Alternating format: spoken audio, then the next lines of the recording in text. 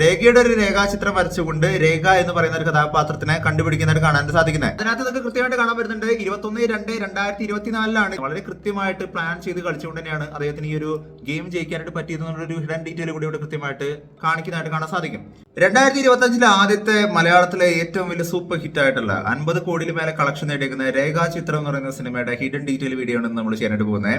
ഈ സിനിമ കണ്ട സമയത്ത് എനിക്ക് തോന്നിയൊരു കാര്യമുണ്ട്, ശരിക്കും ഒരു വലിയൊരു സല്യൂട്ട് അറിയിക്കുന്ന ഒരു സിനിമയാണ് ഈ സിനിമയുടെ റൈറ്റേഴ്സ് എന്ന് പറയുന്നത്. കാരണം ഒരു സിനിമ കാണുന്ന സമയത്ത് ഇത് ശരിക്കും സംഭവിച്ചിട്ടുണ്ടാവാം എന്ന് തോന്നിക്കുന്ന തരത്തില് ഒരു കഥ കൺവിൻസിംഗ് ആയിട്ട് പറയുക എന്ന് പറയുന്നത് അത്ര എളുപ്പമുള്ള ഒരു കാര്യമല്ല. രേഖാചിത്രം എന്ന് പറയുന്ന സിനിമ കണ്ടേക്കുന്ന സമയത്ത് എനിക്ക് തോന്നിയൊരു കാര്യം എന്ന് പറയുന്നത് it's A perfect blend of A real story with adapted story. ഒരു റിയൽ സ്റ്റോറിയിൽ നിന്ന് എടുത്തേക്കുന്ന ഒരു യഥാർത്ഥ സംഭവത്തിൽ നിന്ന് എടുത്തേക്കുന്ന ഒരു യഥാർത്ഥ സിനിമ സെറ്റിൽ വെച്ച് നടന്നേക്കുന്ന ഒരു സംഭവത്തിന്റെ ഒരു അഡാപ്റ്റേഷൻ ആയിട്ട് എടുത്തുകൊണ്ട് ഉണ്ടാക്കിയേക്കുന്ന ഒരു സിനിമയാണ് ശരിക്കും രേഖാചിത്രം എന്ന് പറയുന്ന ഒരു സിനിമ എന്ന് പറയുന്നത്.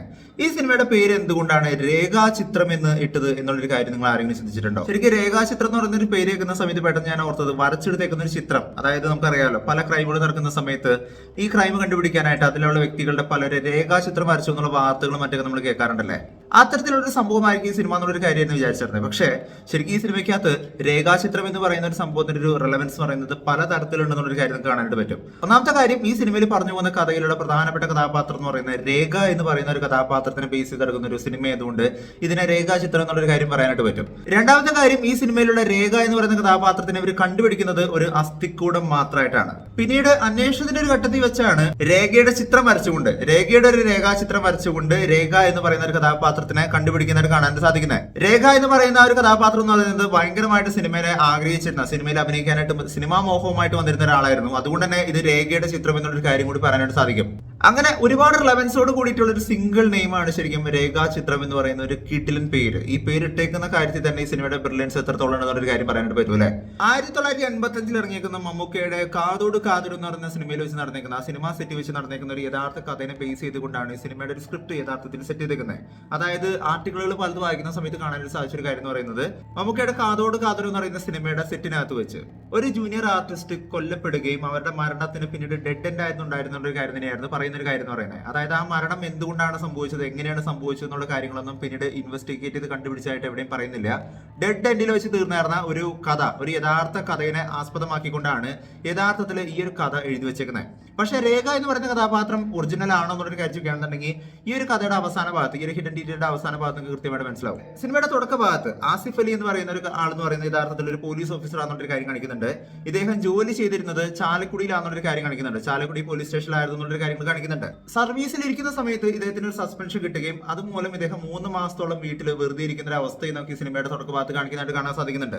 എന്തുകൊണ്ടാണ് 3 മാസം എന്നുള്ളൊരു കാര്യം ചോദിക്കുകയാണെന്നുണ്ടെങ്കിൽ ഇവിടെയുള്ള ഈ ഒരു സസ്പെൻഷന്റെ റീഇൻസ്റ്റേറ്റ്മെന്റ് ഓർഡറിനകത്ത് നമ്മൾ നോക്കുകയാണെന്നുണ്ടെങ്കിൽ എന്നായിരുന്നു അദ്ദേഹത്തിന്റെ ഈ ഒരു സസ്പെൻഷൻ കിട്ടിയെന്നുള്ളൊരു കാര്യം നമുക്ക് കൃത്യമായിട്ട് കാണാനായിട്ട് സാധിക്കും. അതിനകത്ത് നിങ്ങൾക്ക് കൃത്യമായിട്ട് കാണാൻ വരുന്നുണ്ട് 21/2/2024 ഇദ്ദേഹത്തിന്റെ സസ്പെൻഷൻ ലെറ്റർ ഇദ്ദേഹത്തിന് കിട്ടിയതെന്നും പിന്നീട് 23/5/2024 ഇദ്ദേഹത്തിന്റെ റീഇൻസ്റ്റേറ്റ്മെന്റ് ഓർഡർ വന്നതെന്നുള്ളൊരു കാര്യം കൂടി നമുക്ക് മനസ്സിലാക്കാൻ സാധിക്കുന്നുണ്ട്. അതായത് 3 മാസത്തോളം ഇദ്ദേഹം സസ്പെൻഷനിലായിരുന്നു എന്നുള്ളൊരു കാര്യം നമുക്ക് ഇവിടെ തന്നെ അറിയാനായിട്ട് സാധിക്കുന്നുണ്ട്. റമ്മി കളിച്ചതിന്റെ പേരിലാണ് ഇദ്ദേഹത്തിന്റെ സസ്പെൻഷൻ കിട്ടിയെന്നുള്ളൊരു കാര്യം നമുക്ക് കാണാനായിട്ട് സാധിക്കുന്നുണ്ട്. യഥാർത്ഥത്തിൽ റമ്മി എന്ന് പറയുന്ന എലമെന്റ് എന്തുകൊണ്ടാണ് ഇവിടെ കൊണ്ട് കിട്ടിയെന്നുള്ളൊരു കാര്യം ചോദിക്കുകയാണെന്നുണ്ടെങ്കിൽ റമ്മി കളിക്കുന്ന ആൾക്കാർക്ക് കൃത്യമായിട്ട് അറിയാനായിട്ട് സാധിക്കും ഈ റമ്മി കളിക്കുക എന്ന് പറയുന്നത് അത്ര എളുപ്പമുള്ള ഒരു കാര്യമല്ല. പൈസ ഒരുപാട് നഷ്ടപ്പെടാനായിട്ടുള്ള ഒരു സാധ്യതയുള്ള ഒരു കളിയാണ് ശരിക്കും റമ്മി കളി എന്ന് പറയുന്നത്. പക്ഷേ ഇവിടെ നമ്മുടെ നായകനായിട്ടുള്ള ആസിഫ് അലിയുടെ കഥാപാത്രം എന്ന് പറയുന്നത് റമ്മി കളിച്ച് ഉദ്ദേശം 10-15 ലക്ഷം രൂപയോളം അദ്ദേഹം നേടിയെടുത്തു എന്നുള്ള കാര്യം കൃത്യമായിട്ട് പറയുന്നുണ്ട്. പൈസ പോകേണ്ട സ്ഥാനത്ത് അദ്ദേഹം പൈസ നേടിയെടുത്തിട്ടുണ്ടെന്നുണ്ടെങ്കിൽ അതും ഇത്രയും മാത്രം ലക്ഷങ്ങൾ നേടിയെടുത്തിട്ടുണ്ടെന്നുണ്ടെങ്കിൽ ഒരു ഇല്ലീഗൽ ആയിട്ടുള്ള ഗെയിം ആയാൽ പോലും അദ്ദേഹത്തിന്റെ ബുദ്ധിയെ തന്നെയാണ് അവിടെ കൃത്യമായിട്ട് കാണിക്കുന്നത്. വളരെ കൃത്യമായിട്ട് പ്ലാൻ ചെയ്ത് കളിച്ചുകൊണ്ട് തന്നെയാണ് അദ്ദേഹത്തിന് ഈ ഒരു ഗെയിം ജയിക്കാനായിട്ട് പറ്റിയതെന്നുള്ളൊരു ഹിഡൻ ഡീറ്റെയിൽ കൂടി ഇവിടെ കൃത്യമായിട്ട് കാണിക്കുന്നതായിട്ട് കാണാൻ സാധിക്കും. ഇത് യഥാർത്ഥത്തിൽ നടന്നിരിക്കുന്ന ഒരു സംഭവമാണെന്നുള്ളൊരു കാര്യം ചോദിക്കുകയാണെന്നുണ്ടെങ്കിൽ നിങ്ങൾക്ക് ഈ ഒരു ന്യൂസ് ആർട്ടിക്കിൾ വായിക്കുന്ന സമയത്ത് ഈ ഒരു കഥയുടെ ഒരു റിയാലിറ്റി നിങ്ങൾക്ക് മനസ്സിലാക്കാൻ 1.5 करोड़ रुपए जीते हैं, लेकिन जब यह खबर सामने आई तो पुलिस യഥാർത്ഥത്തില് ഒരു പോലീസ് ഓഫീസർ റമ്മി കളിച്ചതിന്റെ പേരിൽ സസ്പെൻഷൻ അയക്കുന്ന വാർത്തകൾ മുന്നേ തന്നെ സംഭവിച്ചിരിക്കുന്ന ഒരു കാര്യം തന്നെയാണ്. അതിൽ നിന്ന് എടുത്തേക്കുന്ന ഒരു കഥാപാത്രം, അതിൽ നിന്ന് ഇൻസ്പയർ ചെയ്തെടുത്തേക്കുന്ന ഒരു കഥാപാത്രത്തിന് തന്നെയാണ് ശരിക്കും ഇവിടെ ആസിഫ് അലിയിലൂടെ നമുക്ക് കാണാൻ സാധിക്കുന്ന ഒരു കാര്യം എന്ന് പറയുന്നത്. സോ ചാലക്കുടി പോലീസ് സ്റ്റേഷനിൽ ജോലി ചെയ്തിരുന്ന ഇദ്ദേഹം സസ്പെൻഷൻ കിട്ടിയതിനു ശേഷം വീണ്ടും ഇദ്ദേഹത്തിന്റെ റീഇൻസ്റ്റേറ്റ്മെന്റ് ഓർഡർ കിട്ടുന്നത് ചാലക്കുടിയുടെ തൊട്ടടുത്തുള്ള അതിരപ്പള്ളി എന്ന് പറയുന്ന ആ ഒരു ഭാഗത്തുള്ള സ്റ്റേഷനിലാണ്. കാതോരം എന്ന് പറയുന്ന സിനിമാ സെറ്റ് വെച്ച് നടന്നിരിക്കുന്ന ഒരു കഥയാണെന്നുള്ളൊരു കാര്യം പറയുന്ന സമയത്ത് ശരിക്കും ഈ ഒരു കൊലപാതകം നടന്നിരിക്കുന്നത്, രേഖ എന്ന് പറയുന്ന ഒരു കുട്ടിയുടെ കൊലപാതകം നടന്നിരിക്കുന്നത് യഥാർത്ഥത്തിൽ അവിടെ തൊട്ടടുത്തുള്ള ഒരു കോൺവെന്റിൽ വെച്ചിട്ടാണ്. തൊട്ടടുത്തുള്ള ഒരു കോൺവെന്റിൽ വെച്ച് ഒരു കഥാപാത്രം കൊല്ലപ്പെട്ടു എന്നുള്ളൊരു വാർത്ത കേൾക്കുന്ന സമയത്ത് എനിക്ക് പെട്ടെന്ന് ഓർമ്മ വന്നൊരു കാര്യം എന്ന് പറയുന്നത് കുറെ വർഷങ്ങൾക്ക് മുന്നേ തന്നെ യഥാർത്ഥത്തിൽ സംഭവിച്ചിരിക്കുന്ന സിസ്റ്റർ അഭയ എന്ന് പറയുന്ന അവരുടെ കേസായിരുന്നു. ആ കേസിന്റെ റിയാലിറ്റി ഒന്ന് നോക്കുകയാണെന്നുണ്ടെങ്കിൽ യഥാർത്ഥത്തില് കോൺവെന്റിൽ വെച്ചിട്ട് കാണാൻ പാടില്ലാത്ത ചില കാര്യങ്ങൾ കണ്ടതിന്റെ പേരിൽ അത് കണ്ടു എന്നുള്ള ഒറ്റ കാരണം കൊണ്ടാണ് ശരിക്കും അവിടെ ഉണ്ടായിരുന്ന സിസ്റ്റർ അഭയ എന്ന് പറയുന്ന സിസ്റ്റർ കൊല്ലപ്പെട്ടത്. അതുപോലെ തന്നെ ഈ സിനിമയിൽ നമ്മൾ നോക്കുകയാണെന്നുണ്ടെങ്കിൽ ഒരു മോഷണവുമായിട്ട് ബന്ധപ്പെട്ടുകൊണ്ട് ആ മോഷണത്തിന് ഒരാൾ ഒരു തടസ്സമാണെന്നൊരു കാര്യം മനസ്സിലാക്കിയ സമയത്ത് അവരെ കൊല്ലുന്നതായിട്ടാണ് ശരിക്കും ഈ സിനിമയിൽ നമുക്ക് കാണാൻ സാധിക്കുന്ന ഒരു കാര്യം എന്ന് പറയുന്നത്. ഇവിടെ മമ്മൂട്ടി ചേട്ടൻ എന്ന് പറയുന്ന ഒരു കഥാപാത്രം ശരിക്കും നമ്മൾ എടുത്തു പറയേണ്ട ഒരു കാര്യം തന്നെയാണല്ലേ. അദ്ദേഹത്തിന്റെ ആ ഒരു എൻട്രി ഷോട്ടിന് ഭയങ്കര രസകരമായിട്ടുള്ള ഷോട്ട് തന്നെയായിരുന്നു. സിനിമ കാണുന്ന സമയത്ത് ഞാൻ ചിന്തിച്ചൊരു കാര്യം, എന്ത് മനോഹരമായിട്ടാണ് ഈ ഒരു ഷോട്ട് അവർ സെറ്റ് ചെയ്ത് വെച്ചിരിക്കുന്ന ഒരു കാര്യം തന്നെയായിരുന്നു. മമ്മൂട്ടിയെ പോലെ തന്നെ തോന്നിക്കുന്ന ഒരാളെ വെച്ചുകൊണ്ട് അതും ഫേസ് ഒക്കെ മാസ്ക് ചെയ്തുകൊണ്ട് ഒരു അടിപൊളിയായിട്ടുള്ള ഒരു വിന്റേജ് മമ്മൂക്കിനെ കൊണ്ടുവരാനായിട്ട് ഈ ഒരു സിനിമാ ടീമിനെ കൊണ്ട് യഥാർത്ഥത്തിൽ സാധിച്ചിട്ടുണ്ട്. സിനിമയിൽ ഒരുപാട് വില്ലന്മാര് വന്നു പോകുന്ന സമയത്ത് എന്നെ ഏറ്റവും ഞെട്ടിച്ചൊരു കാര്യം എന്താണെന്നൊക്കെയാണെന്നുണ്ടെങ്കിൽ ഈ സിനിമയിലുള്ള റിയൽ കൊലപാതകി അല്ലെങ്കിൽ ഈ ഒരു രേഖ എന്ന് പറയുന്ന കുട്ടിയെ കൊന്ന ആളാരാന്നുള്ളൊരു കാര്യം തന്നെയായിരുന്നു എന്നെ ഏറ്റവും കൂടുതൽ ഞെട്ടിച്ചൊരു കാര്യം എന്ന് പറയുന്നത്. നമ്മൾ ആരും പ്രതീക്ഷിക്കാത്ത ഒരു പെണ്ണാണ്, അതായത് ആലീസ് എന്ന് പറയുന്ന ഒരു കഥാപാത്രം തന്നെയാണ് ഈ ഒരു കൊലപാതകത്തിന്റെ പിന്നിലുള്ള ആസൂത്രണം ചെയ്തെന്നുള്ളൊരു കാര്യം തന്നെ എന്നെ ഏറ്റവും കൂടുതൽ ഞെട്ടിച്ചൊരു കാര്യം തന്നെയായിരുന്നു. കാരണം ഒരിക്കലും പ്രതീക്ഷിക്കാത്ത രീതിയിലുള്ള ഒരു ട്വിസ്റ്റിനായിരുന്നു അവിടെ കാണാൻ സാധിച്ചിരുന്നത്. പക്ഷേ പുഷ്പം എന്ന് പറയുന്ന കഥാപാത്രം വളരെ ബ്രില്യന്റ് ആയിട്ടാണ് ഈ കാര്യങ്ങളൊക്കെ ആസൂത്രണം ചെയ്തെങ്കിലും ബേസിക്കലി ഈ സിനിമയുടെ അവസാന ഭാഗത്ത് നമ്മൾ നോക്കുകയാണെന്നുണ്ടെങ്കിൽ ഈ കഥാപാത്രത്തിലോട്ട് പോലീസിന് എത്തിച്ചേരാൻ സാധിക്കുന്ന ഒരു പ്രധാനപ്പെട്ട ഒരു ഘടകം എന്ന് പറയുന്നത് ഇവർ ചെയ്തു വെച്ചേക്കുന്ന ഒരു എംബ്രോയിഡറി വർക്ക് തന്നെയായിരുന്നു. പുഷ്പം മുൻപ് ചെയ്തു വെച്ചേക്കുന്ന എംബ്രോയിഡറി വർക്കിലുള്ള അതേ ഡിസൈൻ ഫോർമാറ്റ് തന്നെയാണ് യഥാർത്ഥത്തിൽ ആലീസ് ജ്വല്ലറി എന്ന് പറയുന്ന ആ ഒരു ജ്വല്ലറിയുടെ ലോഗോക്കകത്ത് നമുക്ക് കാണാൻ വരുന്ന ഒരു കാര്യം എന്ന് പറയുന്നത്. അതായത് വളരെ ബ്രില്യന്റ് ആയിട്ട് ചെയ്തു വെച്ചേക്കുന്ന ഒരു ക്രൈം ആണെങ്കിൽ പോലും അവിടെയും ദൈവത്തിന്റെ ഒരു ലൂപ്പ് ഹോൾ എന്നുള്ള രീതിക്ക്, ദൈവത്തിന്റെ ഒരു എവിഡൻസ് എന്നുള്ള രീതിക്ക് തന്നെയായിരുന്നു ശരിക്കും ഈ സിനിമയ്ക്കകത്ത് കാണിച്ചിരിക്കുന്ന ആലീസ് ജ്വല്ലറിയുടെ ആ ഒരു ലോഗോ എന്ന് പറയുന്നതും.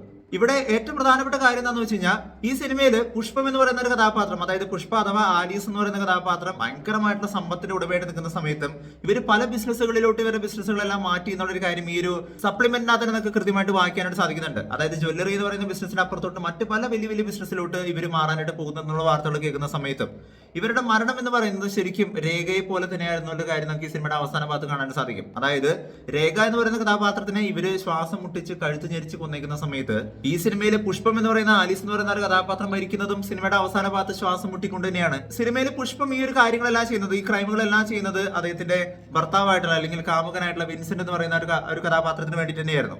എന്നാൽ അതേ വിൻസെന്റിന്റെ കൈകൊണ്ട് തന്നെയാണ് ശരിക്കും ഈ സിനിമയുടെ അവസാന ഭാഗത്ത് പുഷ്പം എന്ന് പറയുന്ന ഒരു വില്ലൻ കഥാപാത്രം മരിക്കുന്നതായിട്ട് നമുക്ക് കാണാൻ സാധിക്കുന്നത്. അതായത് താൻ ചെയ്തു വെച്ചതിന് തുല്യമായിട്ടുള്ള രീതിക്കുള്ള ഒരു ശിക്ഷ കിട്ടിക്കൊണ്ട് തന്നെയാണ് ഈ സിനിമയിലുള്ള പുഷ്പം എന്ന് പറയുന്ന കഥാപാത്രം അഥവാ ആലീസ് എന്ന് പറയുന്ന ഒരു കഥാപാത്രം മരിക്കുന്നതായിട്ട് ഈ സിനിമയിൽ കാണിക്കുന്നത്. വളരെ ബ്രില്യന്റ് ആയിട്ടുള്ള റൈറ്റിംഗിലൂടെയാണ് സിനിമ ചെയ്തു വെച്ചേക്കുന്ന കാര്യം പറയുന്ന സമയത്ത് ശരിക്കും ഒരുപാട് ഹിഡൻ ഡീറ്റെയിലുകൾ കൂടിയുള്ള ഒരു സിനിമ തന്നെയാണ്. എന്നാൽ വളരെയധികം പ്ലെയിൻ ആയിട്ടുള്ള റൈറ്റിംഗിൽ ചെയ്തു വെച്ചേക്കുന്ന ഒരു യഥാർത്ഥ സംഭവത്തിൽ നിന്നും എടുത്തേക്കുന്ന, ഞാൻ നേരത്തെ പറഞ്ഞിരുന്ന പോലെ തന്നെ യഥാർത്ഥത്തിൽ മമ്മൂക്കയുടെ സിനിമയായിട്ടുള്ള കാതോട് എന്ന് പറയുന്ന സിനിമയിൽ ഒരു ജൂനിയർ ആർട്ടിസ്റ്റ് മരിച്ചിട്ടുണ്ട്, അതൊരു ഡെഡ് എൻഡ് ചെയ്ത് നിന്നിട്ടുണ്ട്. അതിൽ നിന്നൊരു കഥ എഴുതുന്ന സമയത്ത് അത് വളരെ കൺവിൻസിംഗ് ആയിട്ട് എഴുതാനായിട്ട് സാധിച്ചു എന്നുള്ളത് തന്നെയാണ് ഈ സിനിമയുടെ ഏറ്റവും വലിയൊരു പ്രത്യേകത എന്ന് പറയുന്നത്. സിനിമയുടെ അവസാന ഭാഗത്ത് മമ്മൂട്ടി ചേട്ടൻ ഒരു ഫോട്ടോ കാണിച്ചുകൊണ്ടുള്ള ഒരു ഷോട്ട് കാണുന്ന സമയത്ത് ശരിക്കും പറഞ്ഞു കഴിഞ്ഞാൽ ഭയങ്കര ഇമോഷണൽ ആയി പോയി എന്നുള്ളൊരു കാര്യം പറയാതെ പറ്റില്ല. കാരണം സിനിമയുടെ ആ ഒരു പേസ് കൃത്യമായിട്ട് നിലനിർത്താനായിട്ട് ഈ ഒരു ടീമിനെ കൊണ്ട് കൃത്യമായിട്ട് സാധിച്ചിട്ടുണ്ട്. പ്രത്യേകിച്ച് BGM ആൻഡ് ബാക്ക്ഗ്രൗണ്ട് സ്കോർ പറയാതെ പറ്റില്ല. ഞാൻ എടുത്ത് പറഞ്ഞതിന്റെ കാരണം എന്ന് പറയുന്നത് സിനിമയുടെ അവസാന ഭാഗത്തേക്ക് എത്തുന്ന സമയത്ത് എന്തോ നമ്മുടെ കണ്ണ് നിറയുന്ന തരത്തിലൊരു കൈൻഡ് ഓഫ് ഒരു സംഭവമാണ് ഈ സിനിമയ്ക്കകത്ത് സെറ്റ് ചെയ്ത് വെച്ചിരിക്കുന്നത്. ഒരു ത്രില്ലർ എന്നുള്ളതിന്റെ അപ്പുറത്തോട്ട്, ഒരു ഇൻവെസ്റ്റിഗേഷൻ ത്രില്ലറിന്റെ അപ്പുറത്തോട്ട് വളരെ ഇമോഷണൽ ആയിട്ട് കണക്ട് ചെയ്യുന്ന ഒരു സിനിമയാണ് രേഖാചിത്രം എന്ന് പറയുന്ന ഒരു സിനിമ എന്ന് പറയുന്നത്. ഒരു നല്ലൊരു പെർഫെക്റ്റ് ആയിട്ടുള്ള ഒരു സിനിമ എന്നുള്ള കാര്യത്തിൽ എനിക്ക് തോന്നിയത്. കുറച്ച് ലാഗും കാര്യങ്ങളൊക്കെ അവിടെ ഇവിടെയൊക്കെ ഉണ്ടെങ്കിലും ബേസിക്കലി മൊത്തമായിട്ട് കണ്ടിരിക്കുന്ന സമയത്ത് അവസാനത്തോട്ട് എത്തുന്ന സമയത്ത് ഈ ഒരു കഥാപാത്രത്തിലോട്ട് ഈ ഒരു പേരിലോട്ട് നമ്മൾ ലയിച്ച് ചേരും എന്നുള്ളത് തന്നെയാണ് ഈ സിനിമയുടെ ഏറ്റവും വലിയൊരു പ്രത്യേകത എന്ന് പറയുന്നത്. എനിവേസ് രേഖാചിത്രം കണ്ടിരിക്കുന്ന ആൾക്കാരാണ് നിങ്ങൾ എന്നുണ്ടെങ്കിൽ എന്താണ് നിങ്ങളുടെ ഹിഡൻ ഡീറ്റെയിൽ എന്നുള്ള ഒരു കാര്യം നിങ്ങൾ താഴെ ഒന്ന് കമന്റ് ചെയ്യുക. വീഡിയോ ഇഷ്ടപ്പെട്ടെങ്കിൽ വീഡിയോയിലേക്ക് വീഡിയോ മാക്സിമം പേരിലോ ഷെയർ ചെയ്യുക. ചാനൽ ഇഷ്ടപ്പെടുന്നുണ്ടെങ്കിൽ സബ്സ്ക്രൈബ് ചെയ്യുന്ന കാര്യം ഒന്ന് പരിഗണിച്ചേക്കുക. തൊട്ടടുത്തുള്ള ബെല്ലൈക്കൺ കൂടി അമർത്തിക്കുകയാണെന്നുണ്ടെങ്കിൽ ലേറ്റസ്റ്റ് ആയിട്ട് വരുന്ന വീഡിയോയുടെ അപ്ഡേറ്റുകളെല്ലാം നിങ്ങൾക്ക് ഉടനടി ലഭിക്കുന്നതായിരിക്കും. മറ്റൊരു വീഡിയോ ആയിട്ട് വീണ്ടും വരുന്നവരെ ഇറ്റ്സ് ബിറ്റ്വീൻ ആൾസ് ബൈ.